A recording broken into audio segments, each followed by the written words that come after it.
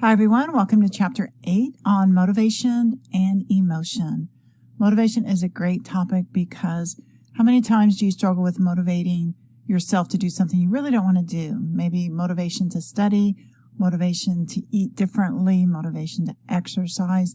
And so what causes some people to be able to be well motivated to accomplish their goals and other people to really struggle? So we'll look at that in this chapter. Also, we're going to look at emotion, the science behind emotion, the theories of emotion, to learn more about this concept as it relates to psychology. So let's get started. Motivation in psychology looks at why we behave, what propels us to do what we do. And we're looking at, if we have a goal for ourselves, what gets us up off the couch and drives us to reach that goal. Now, motives can take the form of needs, drives, and incentives. A need can be a physiological state, things that we have to have in order to survive. So the need for food, the need for oxygen, and so forth. Our psychological needs are things that we do to feel better, to achieve something, to feel like we have power, to improve our self-esteem, to feel like we belong to somewhere. Now, our physiological needs, we share with everybody. We all need food. We all need oxygen. We all need water. But psychological needs are different because this isn't based on what we naturally need in order to survive. This is more what we need based on maybe our cultural setting, our family values, our own personality of what we feel like would make our lives better. And so these needs are expressed in different ways. The needs we have create our drives, and the drives are what propels us into action. And incentives often affect our drives. So an incentive is an object or a person or situation that is driving us to meet our need. And it's desirable for our own reasons. So money for some people is an incentive and it affects their drives. For other people, they don't care that much about money.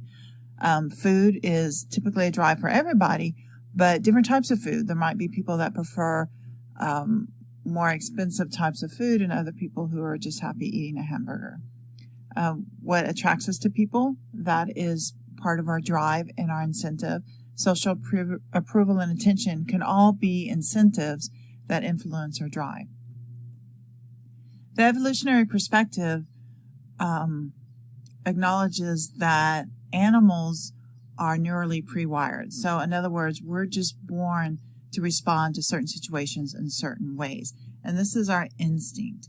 And our instinctive behaviors are species specific, like a spider instinctively spins webs. That's not something that is done by other insects or other animals, but it is something specific to a spider. And these instincts are inborn and they're genetically transmitted.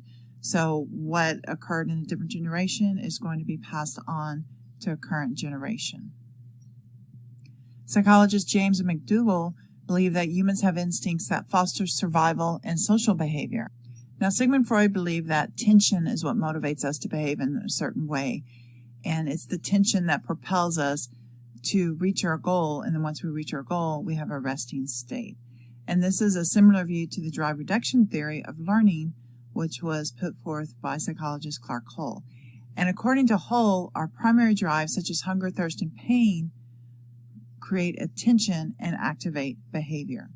And we learn to engage in behavior that reduces this tension. So we learn if we're hungry to go and find food. And back in prehistoric times, you really had to go and find food. Now for us, we just have to go to the kitchen to look for food.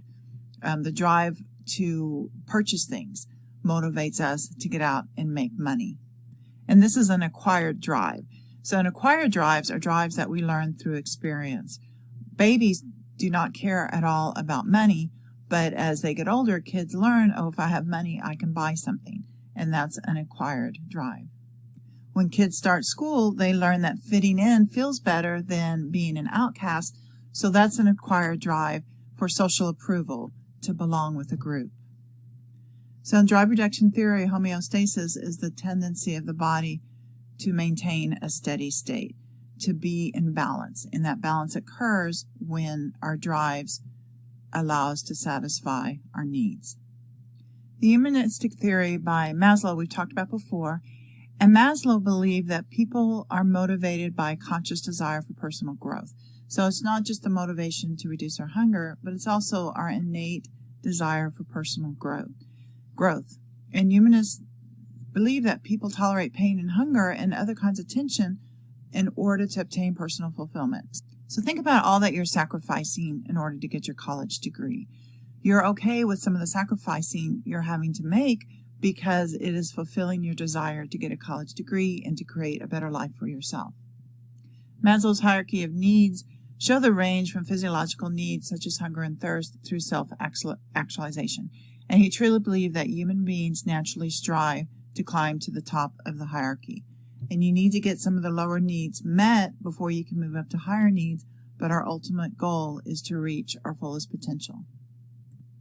We talked about cognition in the last chapter, and cognitive theorists believe that people represent their worlds mentally. So it is our images and our thoughts and our language that we use to interact with the world.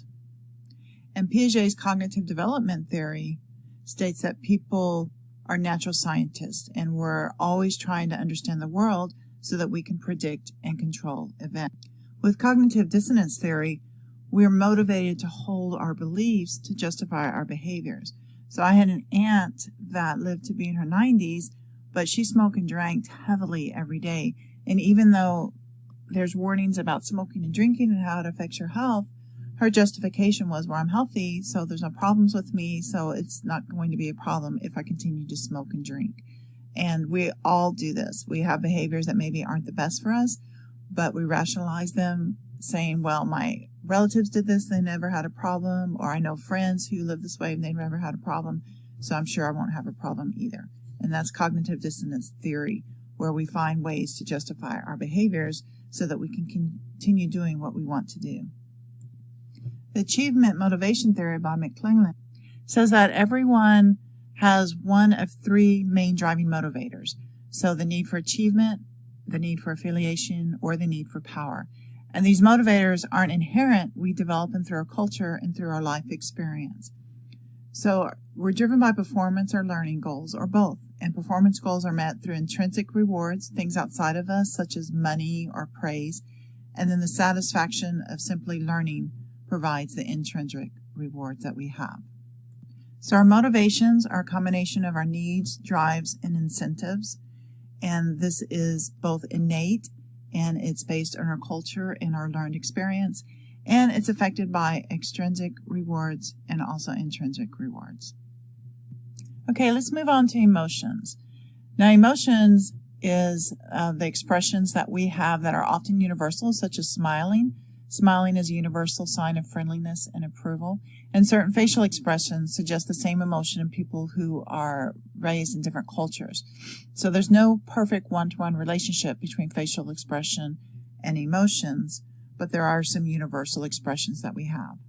Emotions are associated with the arousal of the autonomic nervous system. If you remember from the earlier chapters, within the autonomic nervous system, you have the sympathetic nervous system, which is the one that's involved when you have the fight or flight reaction, and then the parasympathetic nervous system, which is when your body is more relaxed. So if we look at several emotions, fear arouses the sympathetic nervous system, and we're thinking we're in danger. That's what's going on cognitively. And behaviorally, then we might avoid a situation. For anger, physiologically, we're looking at both the sympathetic and the parasympathetic nervous system. And we're thinking either that we're frustrated or we believe that we're being mistreated. The source of a lot of anger is just feeling like we're being treated unfairly. And so our behavioral tendency is to attack, to fight, to argue, to demand that we be treated more fairly. Depression is the emotion that arouses the parasympathetic nervous system. And we're thinking thoughts of helplessness, hopelessness, and worthlessness. And behaviorally, then we might become inactive, possibly be self-destructive. Positive psychology is a field of psychology that deals with personal well-being and satisfaction. So joy, sensual pleasures, happiness, and optimism and hope for the future. Positive events such as learning that you're in love and that person also loves you can raise your level of happiness at the moment. And then similarly, negative events such as losing somebody you love can cause someone to feel depressed. So factors that contribute to happiness include genetics, the impact of positive and negative events, socioeconomic circumstances, social relationships, religion, and attitude. Now, it has been shown that even though the saying is money can't buy happiness, people tend to be happier when they have decent incomes and they're able to have options.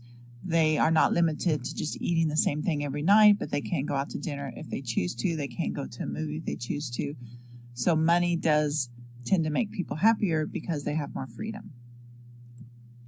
There are theories of emotions, and the common sense theory is basically something happens, and then we think about what happened, and then we have a feeling that follows our thoughts.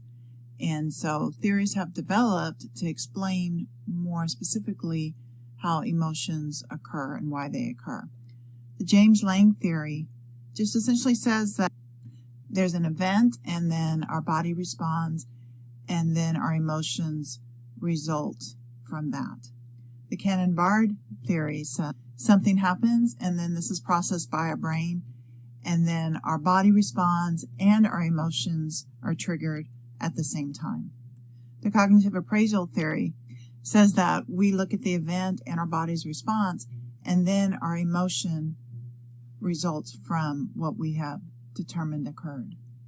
So overall, emotions are feeling states that deal with our physiological, cognitive, and behavioral components. It triggers things to occur in our brain.